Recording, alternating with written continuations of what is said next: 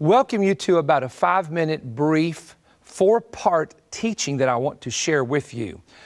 We're going to be talking about for the next 5 minutes, God knows the unknown coming to America.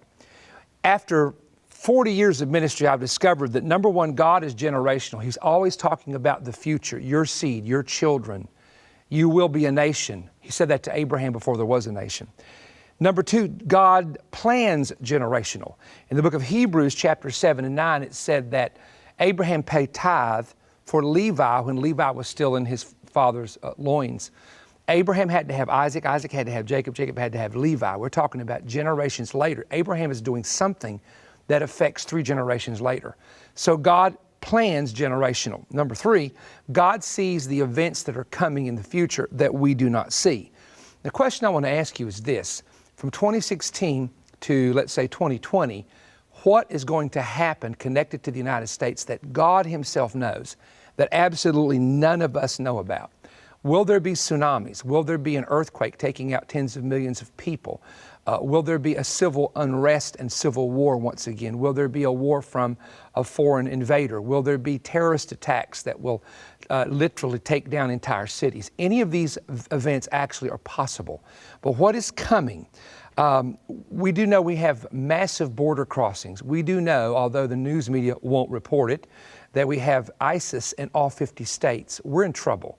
But the thing is, what does God know? Now listen to me carefully. In the past to American history, every president elected had to face something that they did not know they were going to face the moment they put their hand on the Bible and were sworn in. For example, Lincoln had to deal with the Civil War.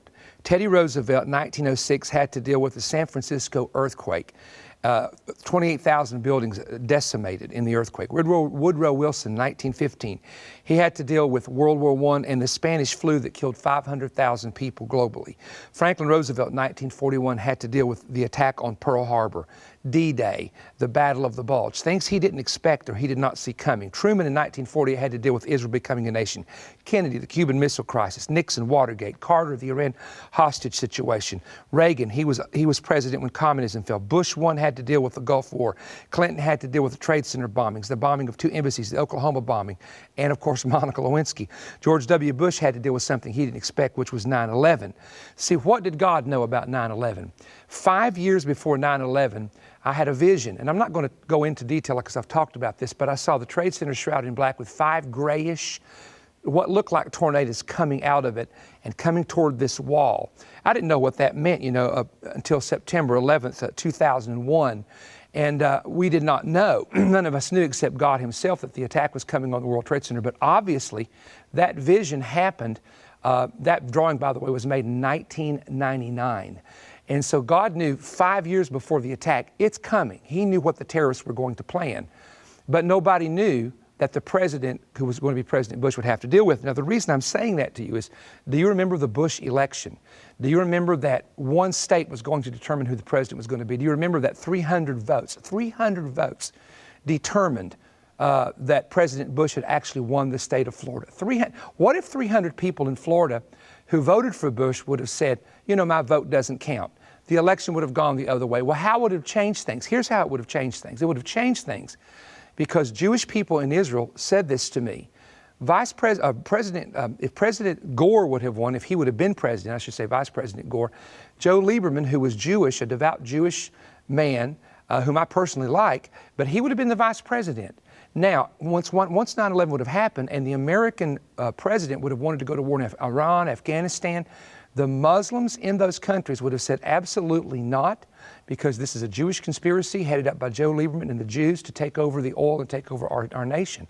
Jewish people in Israel said to me, we're glad Bush was in, and only God knew that he was the right person to handle the war on terror. Now, maybe he didn't do a lot of other things right, but I will tell you this, the country was safe for those 8 years that George W. Bush was president, and over 35 major terrorist attacks were stopped, according to a senator, while he was president. Now, here's my point that I'm making.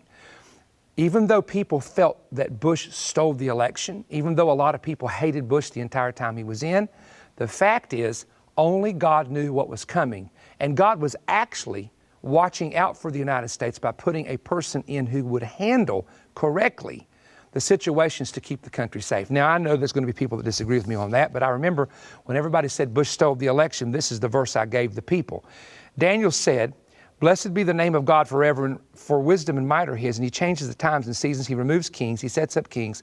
He gives wisdom to the wise, knowledge to them that have understanding. He reveals the deep and the secret things." And so I kept telling people, despite what you think, it's God that puts up a person and God that raises down a person. Now, the question I'm going to ask you is this. Don't look at right now. Think about the next 48 months. What will America look like the next 48 months? What kind of leadership will the nation need to deal with numerous crises that you don't even know about the next 48 months? Remember, God knows what's coming to America. And there's basically two people running for office, and one of them is going to be over the country when the trouble hits. Something to think about.